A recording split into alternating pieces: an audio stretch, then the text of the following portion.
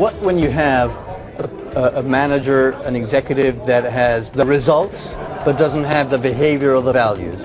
What do you decide then? Well, in the evaluation process, you tell him that.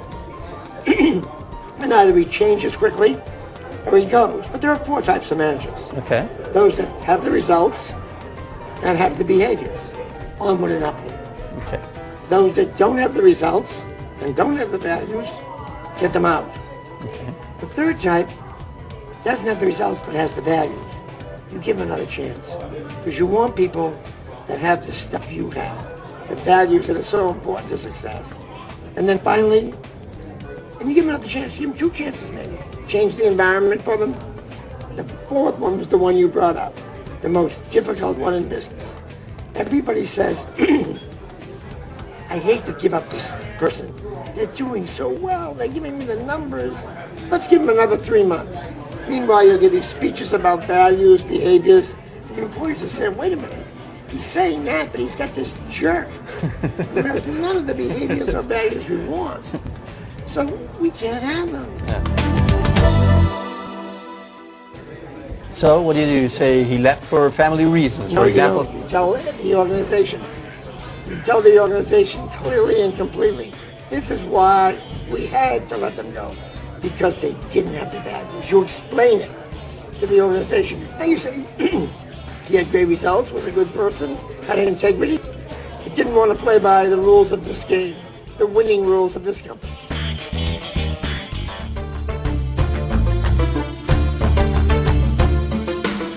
You once said you would hang people on the public square under what circumstances? If somebody has an integrity violation, okay, you can't sneak them out the side door. You must have a teaching moment with them. You must say to the organization, this is bad behavior. We can't keep you with that.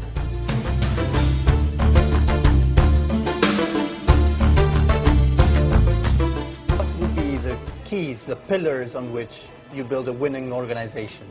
Well, I have a philosophy of really built on 4 pillars. Okay. You define a mission. Where are you going to go?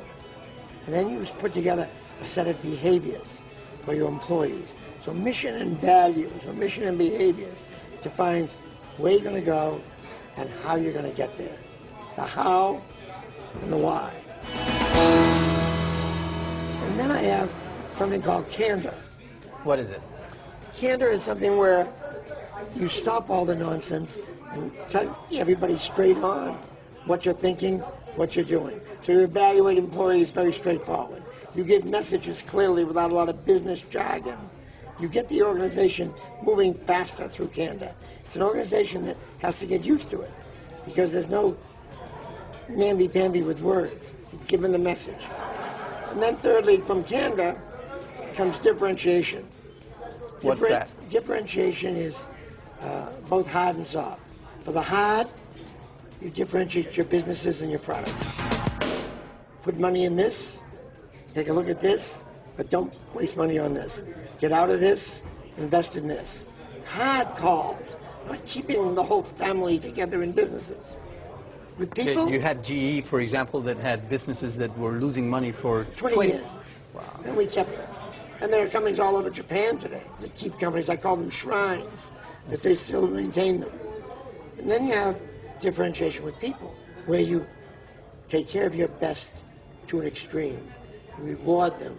You give them great jobs. You pay them. But so you reward them in soul as well as the wallet. You have a group in the middle, the 70%, any number you pick, but a middle group. A group that you want to show what they can do to get to the top. You train them. They're critically important to you. You need them on the team. And then you have the bottom 10, or the bottom whatever you decide it is, bottom group. And there you counsel people out. You tell them, look, we've looked at this for a long time. We've worked with you. You're better off elsewhere. The earlier you do that in a career for someone, the better off you are.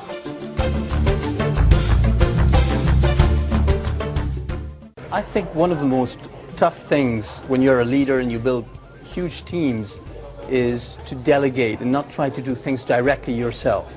You once said you spend, what, 70, 80% of your time managing people instead of doing yourself directly and things. transferring learning, yeah. Transferring. I mean, how the hell could I?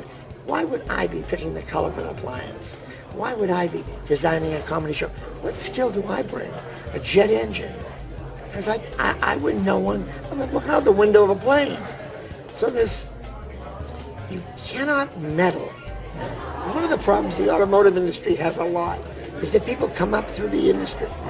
So they work on fenders, then they work on bumpers, or they work on dashboards. And they know every element. So they're back telling people how they used to do it. Yeah. And what was your unique skill that made you so successful? Well, if I have one, Yes. it's that I love to see others succeed. There's nothing I enjoy more than seeing people grow and achieve and dream and reach it. Like, I get such a kick out of all the successful CEOs we have out there. It's a thrill for me.